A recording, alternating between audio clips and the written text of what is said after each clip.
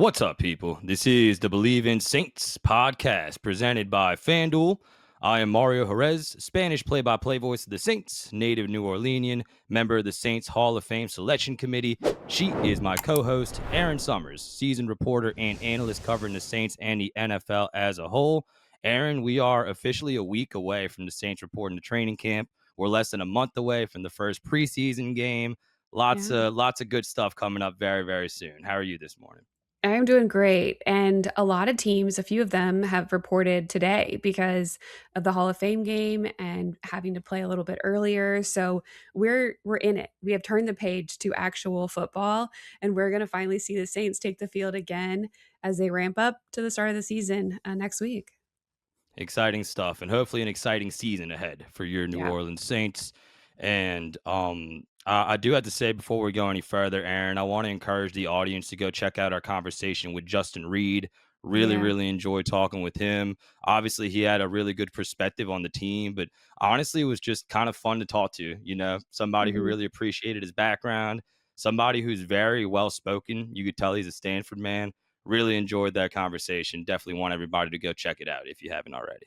I think it was really funny listening to him too, how much, you know, he didn't say it flat out, but you're like, I can kind of feel him maybe holding a little bit of a grudge that they didn't add on the defensive side of the ball as much during the offseason. There was definitely more offensive players that they took in free agency and in the draft. And I don't know. I think maybe it says that they're happy with what they have defensively and what Brandon Staley's been able to do. But I think everybody wants new toys and new people and stuff around them, and he being a vet in the locker room likes to bring along younger talent and have new people to work with. So it's going to be funny to see the dynamic on both sides of the ball because there are so many new faces on the offensive side. Yeah, I definitely got that vibe too. But at the same time, I think that he knows that they really need him to come up big this year, not just production wise, but leadership wise. And we talked about it during the interview, Mhm. that there was a time where he was, that young guy in the secondary trying to make his way in the NFL. Now you have a lot of those on this Yeah. team with some serious potential, but he's kind of the one that they're going for advice and asking where to line up too, right? Mhm. As they learn to still play in the NFL. So they're counting on him a lot this season, but he's definitely embracing the Yeah. responsibility. Yeah. I know. He's gotta show up, and then, we need Julian Blackmon to play a full season. We need the other guys, Cam Jordan to be effective. Chase Young needs to repeat. I mean, things are gonna have to fall into place, on both sides of the ball. Coming up on today's show, we'll break down the contract restructuring of Alvin Kamara. That was a long time coming, but right now, as of no doubt, he will be on the Saints in 2026. So we'll dissect that, what it means for the rest of the Saints backfield.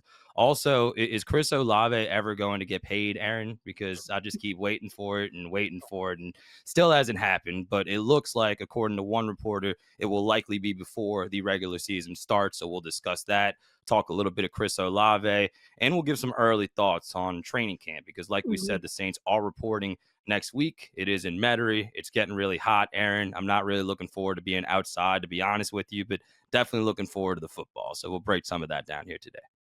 It is definitely getting warm, and, of course, that means that the storm season is approaching, and we have the first lovely one to deal with this week, and hopefully it'll just be a little bit of rain, right? Yes, knocking on all the wood. Can't take a major storm right now. So hopefully all those forecasts stay accurate, and it's not a big deal Mhm. for us here in the New Orleans area. So Alvin Kamara takes a restructuring to his contract. Aaron was going to make just under $11 million as his base salary. Now it's at $6 million, and it can go up to 8.5 million with incentives. Before anything, just the football side of it, I think this was a good thing for the Saints to do. I had a clip last week where I talked about Alvin Kamara's spot on the team not being Mhm. 100% guaranteed. I was starting to get a little bit worried just because this was dragging out so much. But I think based on what he's done in his career, we know it wasn't a good season last year, but he's been pretty consistent throughout his career. I still think he could be a very productive number two guy, especially compared to the rest of the names that you have in that backfield. And I think those guys can contribute, but in a picture perfect world where the Saints are healthy, it's going to be Travis Achan and it's going to be Alvin Kamara as the 1-2 punch. And if anything ever happens to Travis Achan, who's likely going to get a much higher volume of carries, I feel way better about Alvin Kamara being the number one guy as opposed to the rest of the guys in that backfield. And that's even with the season that he had last year. We've talked so much about his career low season last year, but I Mhm. think it's a much better offensive line around him, much better quarterback who's more comfortable handing him off the ball. And I think Alvin Kamara, with less touches, is going to have a much better season this year. So just on the football side of it, Aaron, glad this is done. Now it's going to no doubt be a 1-2 punch with Travis Achan and Alvin Kamara in the toe with them. It's nice to know that this is who you're gonna have going forward, and you can prepare that way once training camp starts.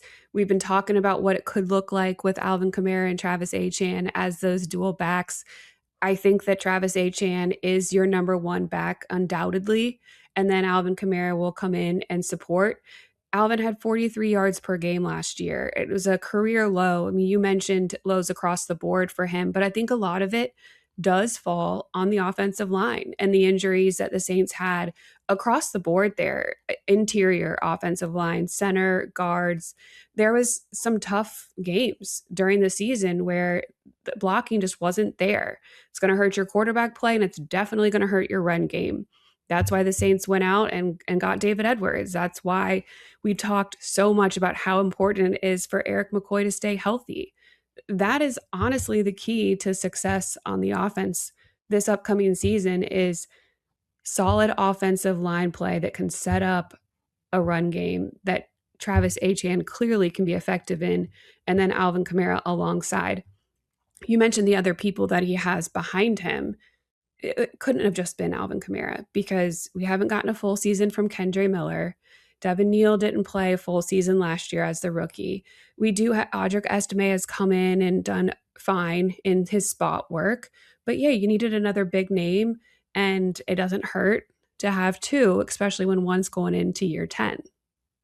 Let me ask you a question, Aaron. How come so many Saints fans are so quick to point out 2024 when it comes to Chris Olave, right? He's injury prone, all the concussions. But when Mhm. it comes to Alvin Kamara's career high 950 rushing yards, which he had in 2024, they act like it's ancient history. And look, the guy did not have a good season last year. And for what it's worth, I kind of understood Kellen Moore and Brass not loving him, not being in practice throughout the offseason. I think he could have done that, shown a little bit more effort. That being said, I think the discourse about Alvin Kamara's skills is just way out of control. Like, yes, he had career lows across the board last year, but the offensive line wasn't blocking for him. He wasn't Mhm. able to operate in space like he did the first 8 seasons of his career. Like, I think you need to just contextualize a little bit that the team around Alvin Kamara was as bad as it's ever been. And I think now, number one, with the improved health, because he was hurt last year, combined with Travis Achan being there with him, I think Alvin Kamara is going to be a real sleeper in fantasy football, Aaron. I don't know if you dabble into fantasy football, but even though he's not the number one guy, I still think this is somebody who can rush for like almost like 500 yards, like he did last year with less games. Somebody who can be a receiving threat. Maybe not in the volume that he was before, but can still be a home run threat every single play. And the Saints now with more weapons can hopefully be more unpredictable and put them in more spots to succeed. But I think the first Jeff Duncan article that talked about like his yards after contact and stuff, I don't think it was very fair because he didn't have very much space to operate with and he didn't have very much blocking help. So I think Alvin Kamara, he's not going to be Alvin Kamara of old. He's not going to be somebody you should take like in the first 5 rounds of fantasy football, but Mhm. I think he's going to have a big season this year. And honestly, I think he's poised to kind of shut up the haters a little bit in 2026. When there aren't a lot of threats on the field because of who else is on the field around you due to injury or not on the field, then the defense is going to key in on Chris Olave and Alvin Kamara because those are the two that have been proven factors in the offense.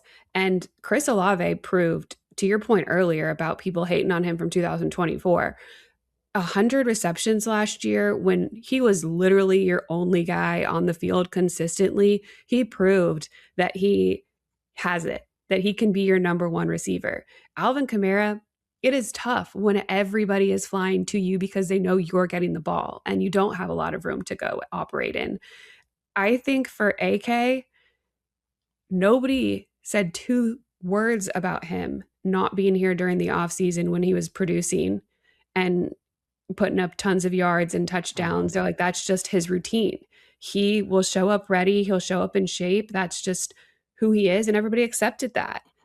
But then when you start having these contract disputes and the production hasn't been what you thought it was going to be, people are like, well, where is Alvin? Why isn't Alvin here? It's like, well, Alvin usually isn't here. But everybody gets out their little microscope and starts making something of all these things that they were okay with before when he was production. It's all about producing. It's all about what have you done for me lately, right?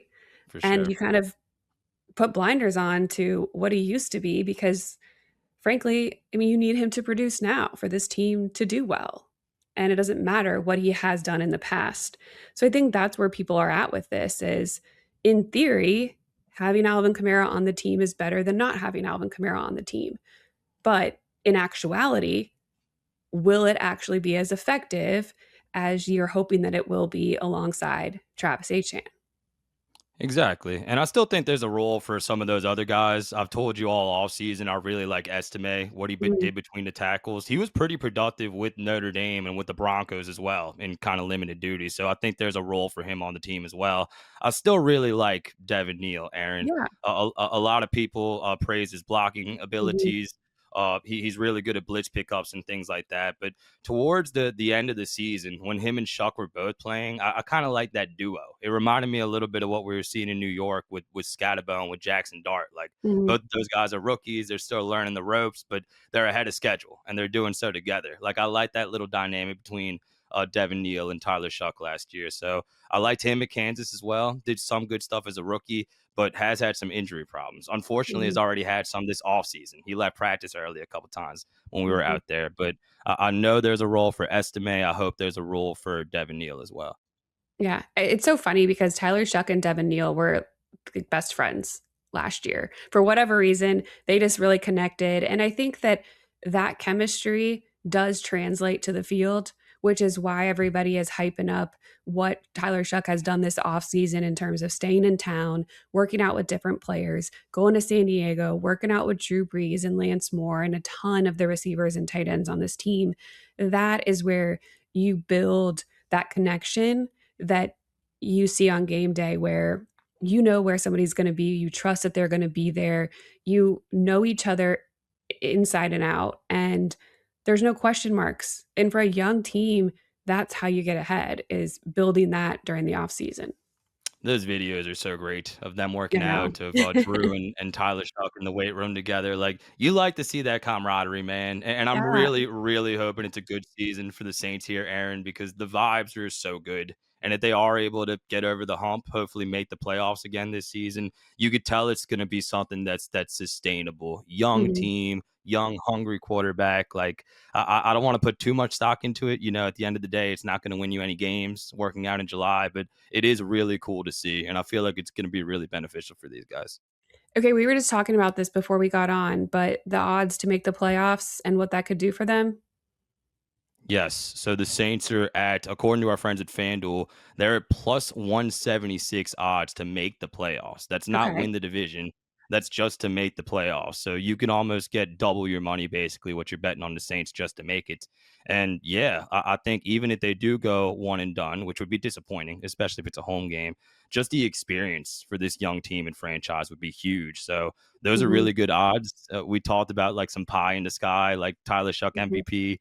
Saints winning the NFC. It's not quite like that. I think this is actually pretty realistic. And this is one instance, Aaron, where I'll say the sports books I think are sleeping on the Saints a little bit. Not to say that they should be like minus 100, but Yeah. almost 2 to 1 odd just to make the playoffs. Like that feels a little disrespectful.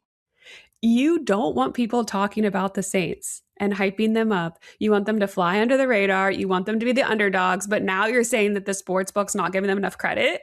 Yeah, sports books are not fans, Aaron. They're trying to be a little bit more objective, but fair point. I hear you. Nah, I hear you.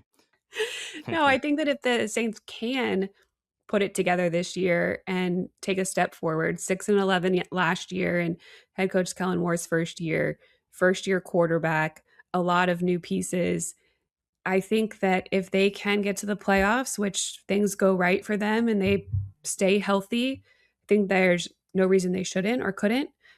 It only reinforces what they're building and what they're doing. And for again, for a young team, that's crucial. You know, it's really hard to maintain the morale that we've seen from this team, that the excitement that they have if you start to lose and you don't achieve some of the goals that you have set forth. So hopefully you can place that bet, you can cash in at the end of the season, and the Saints are in the playoffs. Yeah, and personally, before we talk Chris Olave here, Aaron, personally, selfishly, I really, really want to call a playoff game in the Superdome Have you because I missed got to it? tell you, well, yes, I have, and I haven't really done a real one yet because in 2000, well, not since my first season, the only Yeah. time I broadcast a playoff game in a non-COVID Superdome, the crowd, we lost to Kirk Cousins.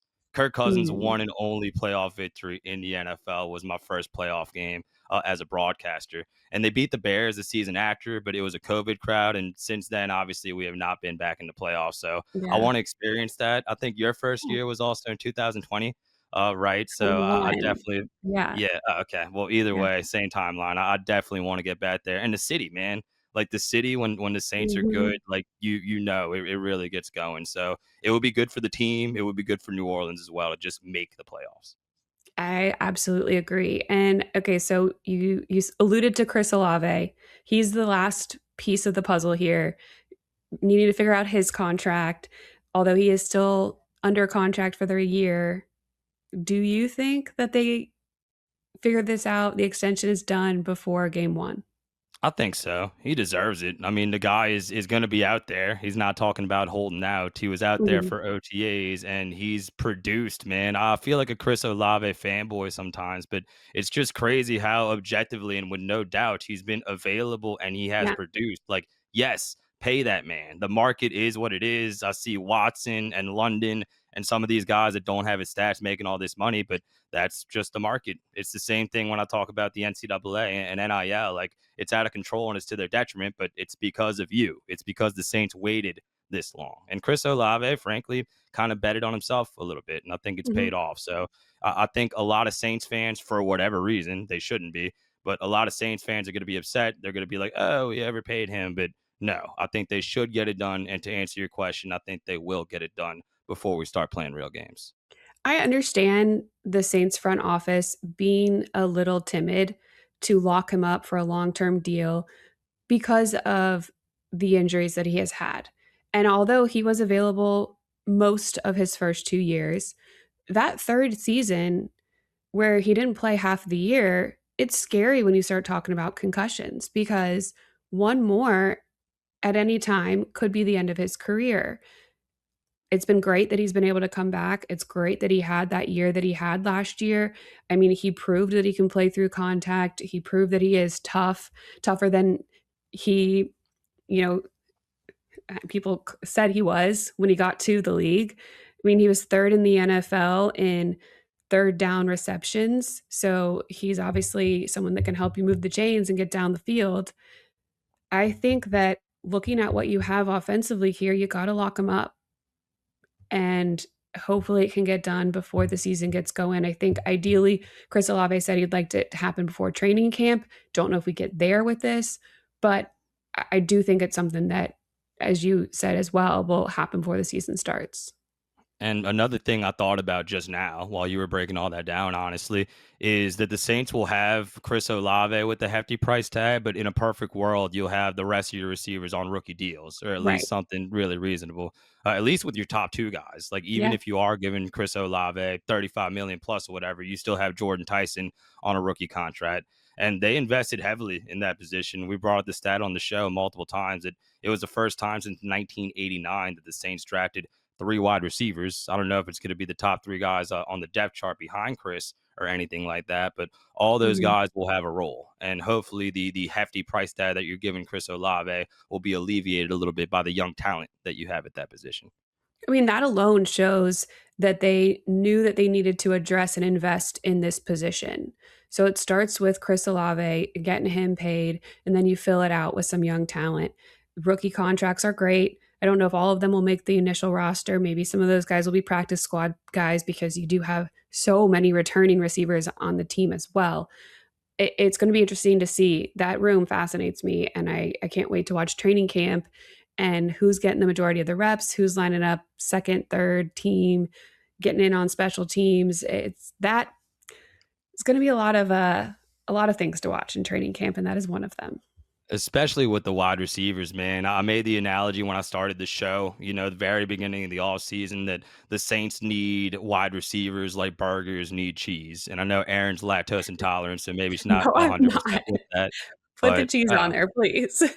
okay, I thought you said you were. My bad. Either way, they're investing heavily in that position. That's an exciting thing, I think, for a young quarterback like Tyler Shough. But one guy I'm really looking out for, kind of a sleeper in training camp, is Mhm. Trey Palmer. I think Trey Palmer is Okay. a good NFL wide receiver, Aaron. And I called his games at LSU. He had the Mhm. first kickoff return for LSU in like 30 years, so that was cool. But his rookie year with Tampa, he was really effective. And early in the season against the Saints, he scored a dagger touchdown in the Superdome to kind of put the Saints away. So that's a memory that's stuck in my head. He had a really good practice to where Nick Underhill and a lot of the guys that were out there actually wrote about his day. Like he had some good catches. So Mhm. that's someone who's not talked about, who hasn't been talked about very much, that I think can pop a little bit in training camp. But you always Yeah. have a lot of those guys every year. Yeah, it's funny that you bring up the kick return for a touchdown because I think I was just reading this earlier and I might be wrong, but I think it was 2019 was the last time that the Saints had a kickoff return for a touchdown. So, yeah, special teams is gonna have to take a step forward this year too, which is why they went out and got the punter and Ryan Wright, so we could get into that. I know a lot of people don't think that special teams is fun to talk about, but that will definitely be a topic as things continue to unfold over training camp. And we were talking about this too. Matthew Paris from Times Picayune brought up his position that he is watching and most intrigued by. And he said it was the defensive line. And that's something we haven't really dove into because we were so, distracted by Cam Jordan and whether he was going to sign or not. And we were really focusing in on the edges. But I do think that the interior defensive line could see a little bit of shakeup. Yeah, probably so. I mean, it's a youth movement down there. Broughton was really good in preseason training camp last year, but he goes down pretty much immediately when the season starts. And then you invest in Christian Williams. And if you miss Mhm, the social media clips, those guys already have like a little handshake that they made for whatever they make a play. So that's going to be cool. And somebody else I'm really kind of excited to see this year, Aaron, is Brian Breesy. I feel yeah, like Brian Breesy is kind of like the defensive line equivalent of a wide receiver who can make all the big plays, like deep levels of the field, but slant routes, drag routes, like the intermediate stuff, he kind of mhm, struggles with a little bit. He makes all these great plays and these one-on-one pass rushing plays, but just needs to be a little bit more consistent. His fundamentals, run support. But mhm. if he comes along there, I think Brian Brees can really show that he could be a player for this defense, not just a starter, but somebody who really pops for this defensive line. And we talk so much about it being a big season for Kool-Aid McKinstry in the secondary. I think you can apply the same kind of logic for Brian Breesy. I'm hoping for a big year out of him.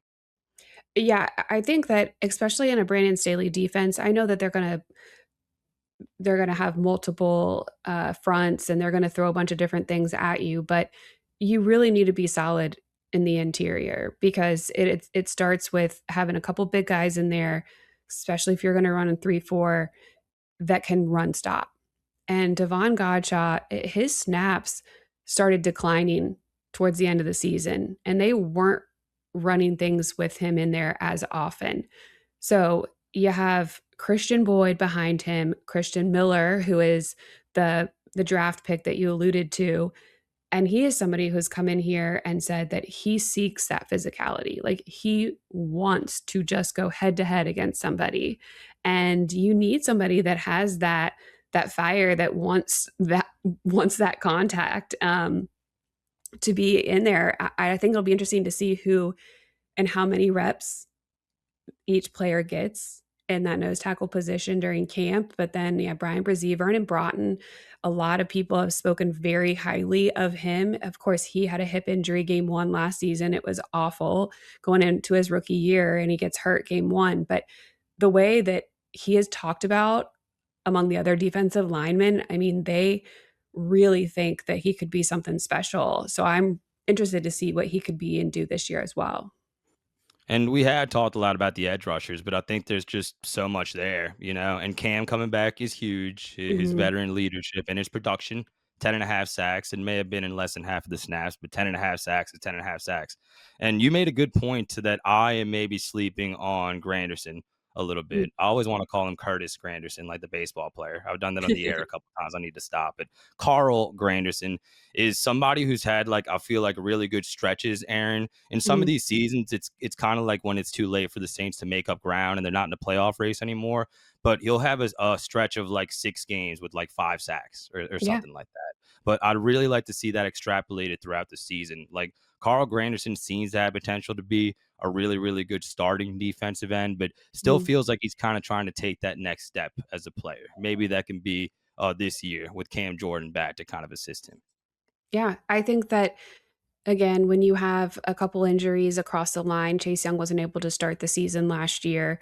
Then he got the primary focus and they chipped towards him. And he obviously didn't have as easy of an opportunity to get to the quarterback, or at times he was dropping back in coverage, which is different for him and something that he has had to get used to in this new defense. So we'll see. I think a lot of the players are going to take a step forward just in their comfortability in this new scheme and what they're being asked to do with Brandon Staley and the change from what they've done for years there.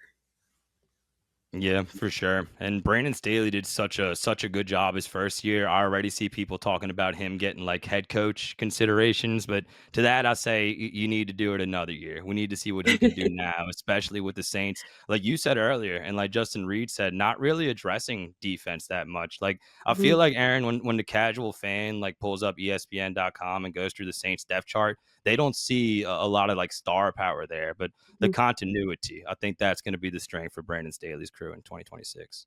Yeah, it's so fascinating to me too because of the change in scheme. Usually, and more so not just Brandon Staley, but I mean the entire coaching staff was different last year. So you think that maybe he would want to have a couple more of his guys and the prototypes that he likes in the room, but I guess he had to let Kellen Moore went out on that. Kellen Moore gets his guys first as the head coach, and then maybe they'll address more defense next year. Yep. I know Cam Jordan was happy with that hire. He takes every opportunity to go after the old defensive line coach, Todd Grantham, who was the Mhm. DC of Florida at one time. Like, it's kind of funny, but also endearing to see how much Brandon Staley, that scheme, kind of reinvigorated Cam Jordan. So that's Yeah. something I always laugh at when I see him talking about that. Yeah, for sure. I think that it's gonna be interesting to see how much further ahead this defense can be now with a full year in the new scheme behind them. Exciting stuff, Erin Summers. Saints report to training camp in a week on July 28th. They'll start practicing the days following that. Mhm. And I always love this time of year. It's about to flip to August. We're about to have games, and it feels a little different because there's a little bit of optimism around the Saints this year. Yeah. So that's good. Have really enjoyed the show. Do you have any final thoughts before we sign off here? I'll just say, if Cam Jordan wants to know, Todd Grantham is now the defensive coordinator at UAB. So he's still in the game, just in case he wants to say hi. I know they're good friends. I'm sure he will. He'll go to Birmingham, Alabama and do that. Thanks for tuning in. Appreciate y'all. Don't forget to hit subscribe, leave a 5-star rating, and write a review. You can find us on Apple Podcasts, Spotify, Amazon Music, YouTube, or wherever you get your podcasts. If you haven't checked out our conversation with Justin Reed, go do that. Really enjoyed talking with him. We know we have some good guests on deck for the next couple of weeks, and we'll get Mhm. into some training camp talk as the Saints report to camp a week from today. For Erin Summers, I'm Mario Jerez saying thank you for listening. Thank you for watching Bleav in Saints. We'll talk to y'all real soon. Have a great weekend. Who dat?